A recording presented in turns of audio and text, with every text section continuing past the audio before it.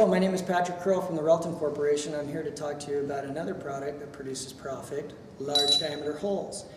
There are two ways to drill a large diameter hole, which, by the way, we define as 1 3/4 or larger. A solid body bit, which drills all the material out of the hole in dust form, or a core bit, which drills, as the name implies, a core. It's faster, and because it only drills the outside diameter of the hole, it leaves you with a core. This product is a little slower, but it allows you to drill deeper because you don't have to knock out a core. So there's advantages of each. Faster with the core bit, deeper with a solid body bit.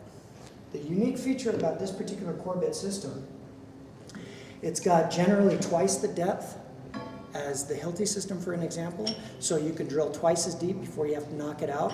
This core bit head is also made from solid bar stock. We don't take a pipe and weld a plate to the back of it.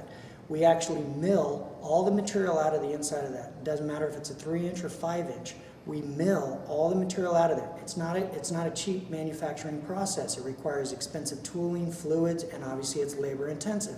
The reason why we do that is strength. Because we make it out of solid bar stock, these are superior core bit systems, bar none. We also do it with a taper shank as opposed to a threaded shank. Today's hammers hit awfully hard. If you put threads, you inherently weaken the steel at the threads, and if there's a breakage, you're left with a little slug inside your core bit and a broken shank, rendering both parts useless. We have a taper fit. That means the distributor can sell it as a one-piece. He can buy it as a two-piece system so he can keep his inventory a little lower, but he needs to sell it as a one-piece system because as soon as it's used, the hammering action of the tool does what we call dry welds this joint, rendering it damn near impossible to pull apart unless you have an 80-ton or larger press.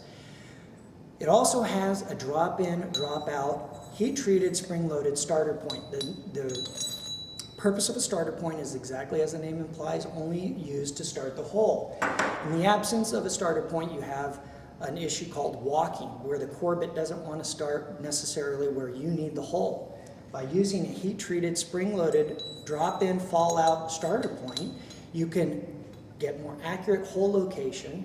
It's spring-loaded, so it allows the teeth to engage the work surface. You get a 1/4 inch drilled, lift it up, it falls out, kick it to the side, continue drilling.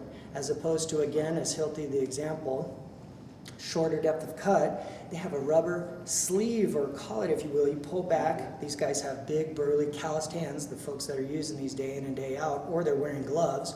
So they often lose that pin that allows them to remove what they call a pilot bit. The problem with the pilot bit is they don't remove them. So now instead of the speed advantage of using the core bit over the solid body, they're now diminishing that benefit of speed because now they're not drilling one hole, they're drilling two because they're drilling also the hole with the pilot. It further complicates the problem when you go to remove the core. That core is going to bind on more surface areas, making it more difficult to get out of the core bit. As opposed to this system, drop in, drop out.